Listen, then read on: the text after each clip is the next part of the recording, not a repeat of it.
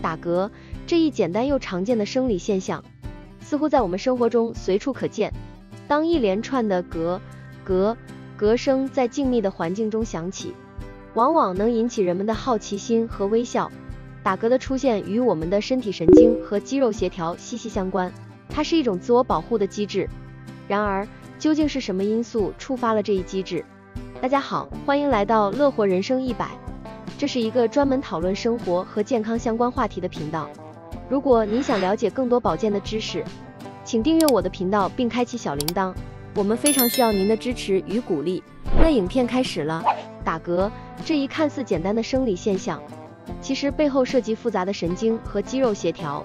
这一生理过程主要由横膈膜、迷走神经和喉头神经的精密合作完成。横膈膜作为一个关键的肌肉组织，分隔胸腔和腹腔，并在呼吸时协调着肺部的扩张和收缩。打嗝的起因在于横膈膜的猛然缩紧，这导致了喉咙部分的声带突然闭合，形成短暂的嗝声。这个过程主要受到迷走神经和喉头神经的调控。迷走神经是自主神经系统的一部分，负责调节器官的自主活动，包括心脏和肺部。当感知到身体有异常刺激时，迷走神经会发送信号给横膈膜，促使其快速缩紧，引发打嗝的过程。这种反应可能来自食道内的刺激、气候变化、饮食习惯等多方面因素。喉头神经则主要负责喉咙的运动和声带的控制。在打嗝过程中，当横膈膜快速缩紧时，喉头神经介入，使喉咙迅速闭合，产生特有的声音。这一协调的动作是迅速而自发的，往往在我们还来不及察觉之前就已经发生。除了这些基本的神经和肌肉协调，其他一些器官也在打嗝的生理机制中扮演重要的角色。例如，食道的顶部和胃之间的食道裂孔是横膈膜的一部分，而食道内的胃酸反流可能刺激迷走神经，触发打嗝反应。此外，膈神经和间脑都参与了这一复杂的调控网络。尽管大多数时候打嗝只是一种短暂的现象，但当其频率明显增加或持续时间较长时，可能是身体在发出警讯。了解一下常见的打嗝原因，有助于我们更好地理解这一现象，并在需要时采取适当的应对措施。饮食习惯。饮食习惯是引发打嗝的常见原因之一。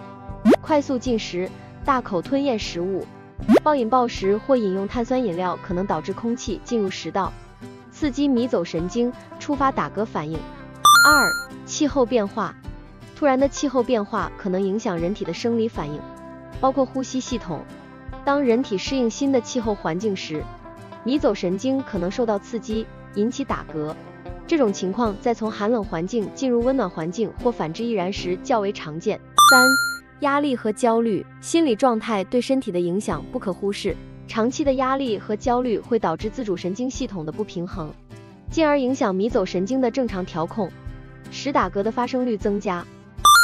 饮酒和吸烟。酒精和烟草中的化学成分对神经系统产生刺激作用，导致打嗝的发生，特别是在大量饮酒或长期吸烟的情况下，这种现象可能更为明显。胃食道逆流病 GERD 是一种胃酸反流至食道的疾病，这可能刺激迷走神经，引发打嗝。长期的胃食道逆流可能对食道组织造成损害。环境刺激。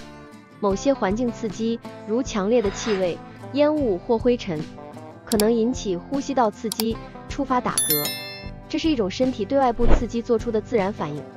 当打嗝出现频繁、持久或导致不适时，可以试试以下几种简单的居家缓解方式。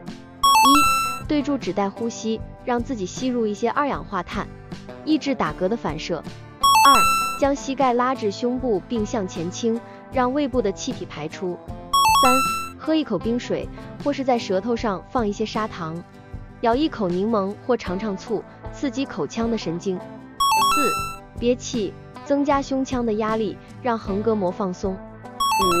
压舌根催呕，诱发呕吐反射，让打嗝停止。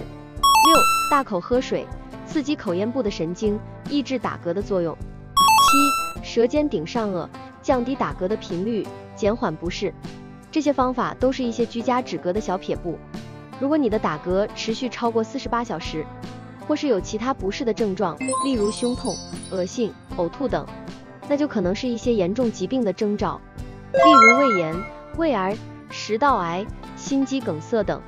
这时候就需要尽快就医，找出打嗝的真正原因，才能及时治疗。感谢各位观众的收看，如果您喜欢今天这个主题，记得点赞和订阅，与我一同探索更多关于美食和健康的精彩内容，让我们一同迈向更轻盈、更健康的人生。